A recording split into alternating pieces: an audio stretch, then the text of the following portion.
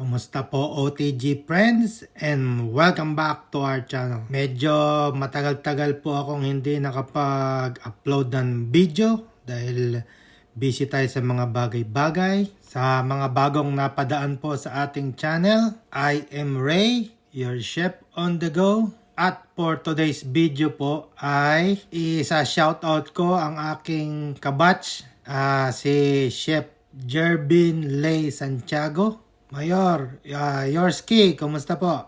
Isang veteranong chief cook po, si Chef Jervin. Napakasipag na mayor, very professional at very humble pong kausap. Medyo matagal-tagal na nga po itong aming conversation na to.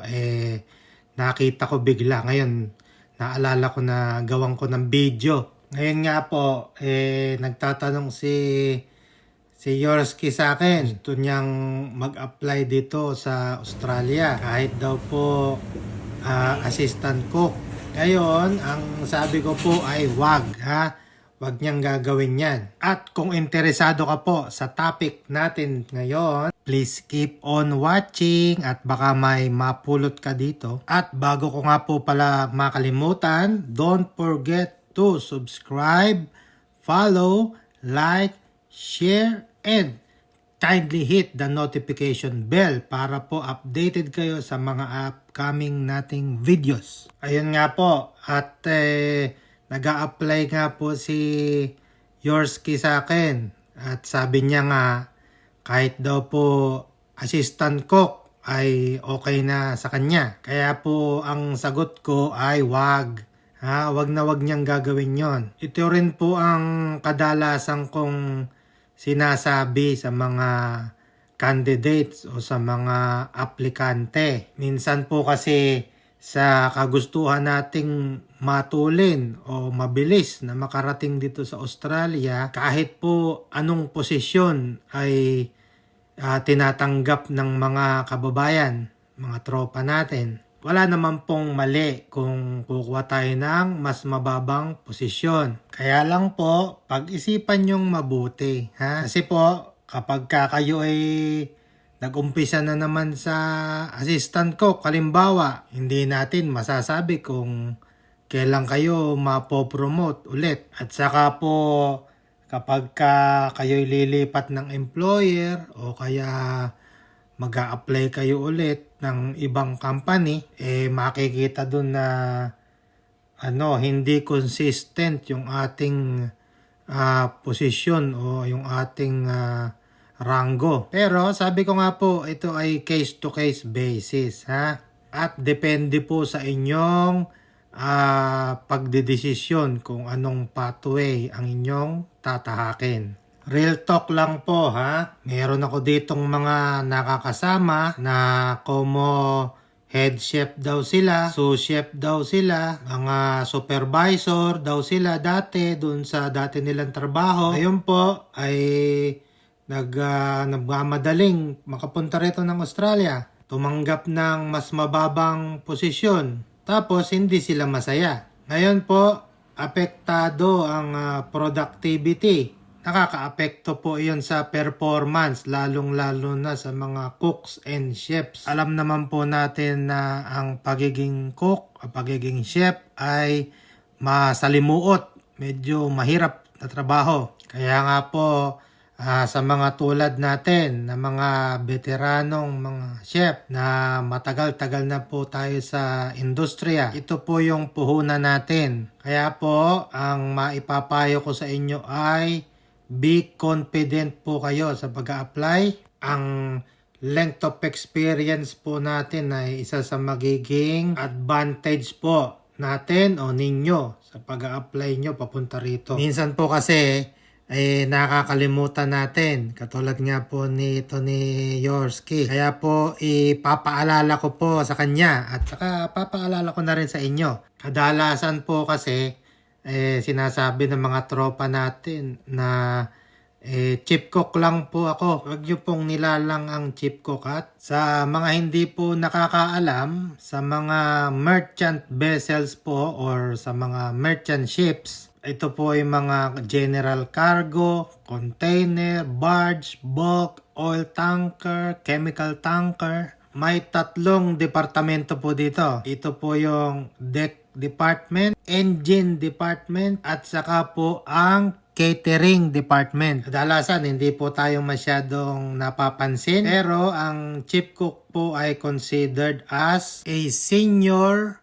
most unlicensed crew member working in the stewards department of a merchant ship. Sa experience ko po, kasi nakailang kontrata din ako sa mga marine merchant vessels na mga ito. Tayo po ang namamahala ng kusina, ng provision, ng dining, laundry, housekeeping, provisions, kasama na rito yung mga sigarilyo at saka alak, waste disposal, sanitation, food safety. Kung may nakalimutan pa po ako, i-add nyo na lang sa comment section. Kaya po, wag nyong minamaliit masyado yung ating posisyon bilang chief cook. Kaya po, sa inyo pong pag-a-apply sa interview po, siguraduhin nyo po na inyong mapatunayan na kayo ay in charge of a commercial operation. Ang chief cook po ay considered din sa ibang malalaking vessels as the catering manager. Ito po yung mga kadalasang hinahanap ng prospective employer, recruiter. Kahit po ako, ito yung aking mga key points na hinahanap na sa mga prospective candidates. Ang isa pong chef o slash chief cook slash chief steward ay the manager po of the following. Number 1 po ay leadership in the kitchen or the galley. Dapat po ay meron tayong kakayahang mamuno sa mga junior kitchen staff. Delegating tasks including cleaning. Yan po, isa sa pinaka-importanteng trabaho natin ay ang walang katapusang linis, scheduling or rostering of kitchen staff. Dapat po ay meron tayong experience o background sa pagbabalanse po ng ating mga kitchen staff para po ma-meet ang demands ng business. Sa stage pala na to, isa-shout ko si Chef Rodel, ang aking partner dati.